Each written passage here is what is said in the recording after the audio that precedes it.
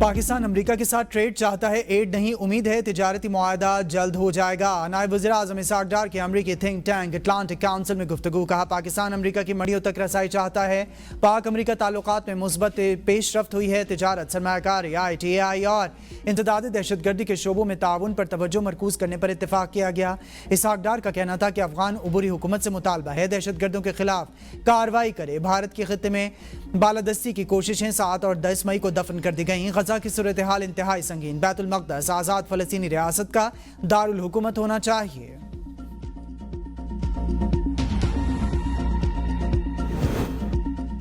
امریکہ کا دہشت گردی کے خلاف جنگ میں پاکستان کی قربانیوں کا اعتراف۔ وزیر خارجہ اسحاق ڈار کی امریکی ہم منصب مارکو روبیو سے ملاقات۔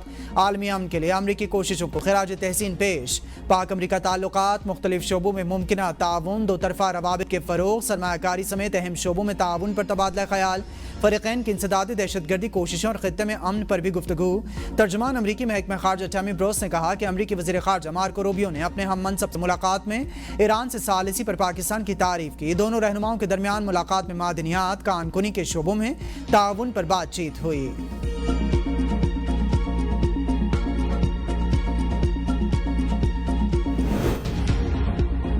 ضلع دامر اور ضلع گانچھے شدید سیلابی صورتحال سے دوچار۔ ضلع گانچھے کے گاؤں کندوز کو شدید نقصان، 49 گھر مکمل طور پر تباہ ہو گئے۔ ضلع دامر میں بابوسر، تھک، تھور، بٹوگا، نیاٹ، کھنہر اور تانگیر کے علاقے متاثر۔ مکانات، فصلیں، پل، زرعی اراضی اور مویشی خانے مکمل تباہ۔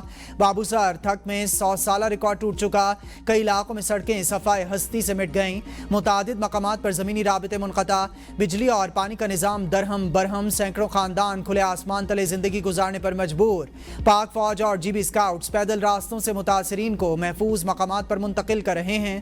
ڈپٹی کمشنر دامر عطاء الرحمان کاکڑ کے مطابق ضلعی انتظامیہ اور تمام متعلقہ ادارے بحالی کے لیے موجود ہیں اور ایمرجنسی بنیادوں پر کام ہو رہا ہے۔ عوام سے غیر ضروری سفر سے گریز اور احتیاطی تدابیر اختیار کرنے کی اپیل۔ 28 سے 31 جولائی تک مزید بارشوں کی پیش گوئی۔ اسلام آباد سمیت ملک کے مختلف شہروں، بلوچستان، کشمیر، گلگت بلتستان میں بارشوں کا امکان۔ خیبر پختونخوا کے مختلف علاقوں میں آندھی کے ساتھ بارش ہوگی۔ 30 سے 31 جولائی کے دوران سندھ کے بعض شہروں میں بھی بارش متوقع۔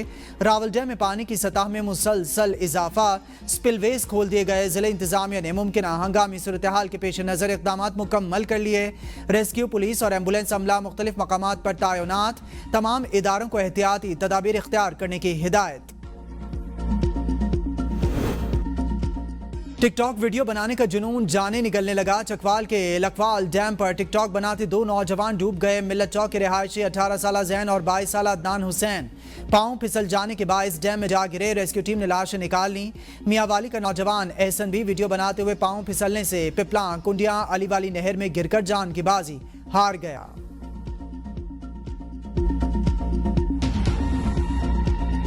سوابی میں تمباکو کے گودام میں 2 دن سے لگی آگ پر قابو پا لیا گیا۔ کولنگ کا عمل جاری۔ آگ کے باعث گودام میں موجود تمباکو کا بڑا ذخیرہ متاثر ہوا۔ بروقت کارروائی سے قریبی آبادی کو نقصان سے بچا لیا گیا۔ بیرسٹر سیف کی قیادت میں علماء، اسکالرز اور سیاستدانوں کا وفد سنکیانگ کے بعد کاشغر پہنچ گیا۔ مقامی حکومت اور وزارت خارجہ نے پرتپاک استقبال کیا۔ وفد کی مذہبی اسکالر سے ملاقاتیں، مذہبی ہم آہنگی اور انتہا پسندی کے خاتمے پر تبادلہ خیال۔ اقوام متحدہ کے ملٹری آبزرور گروپ کے وفد کا دربار کرتارپور اور بارڈر ٹرمینل کا دورہ۔ وفد میں سوئٹزرلینڈ کے میجر جوناتھن سٹیفانی اور کروشیا سے میجر میلانا شامل تھے۔ دربار ہال میں مہمانوں کو گردوارہ دربار صاحب کی تاریخی، مذہبی اور بین المذاہب ہم آہنگی میں کردار پر مفصل بریفنگ دی گئی۔ دربار آمد پر ہیڈ گرانتی سردار گوبند سنگھ نے وفد کو ساہیوال میں صاف ستھرا پنجاب پروگرام کے ملازمین کا تنخواہوں کی عدم ادائیگی کے خلاف کمشنر آفس کے باہر احتجاج، سڑک بلاک کر کے شدید نعرے بازی۔ مظاہرین نے کہا کہ 2 ماہ سے تنخواہیں نہیں دی گئیں، ناجائز کٹوتیاں کی جا رہی ہیں۔ احتجاج کے باعث جیل روڈ، DC چوک، فری ٹاؤن روڈ اور علامہ اقبال روڈ پر ٹریفک معطل۔ شہریوں کو شدید مشکلات کا سامنا۔ نسٹ کی ٹیم کیوبو روبوٹک پروگرامنگ چیلنج 2025 کے عالمی فائنل کے لیے منتخب ہو گئی۔ ترجمان سپارکو کے مطابق 51 بین الاقوامی ٹیموں میں سے نسٹ کی ٹیم نے ٹاپ پوزیشن حاصل کی۔ طلبہ بین الاقوامی خلائی اسٹیشن پر روبوٹکس کی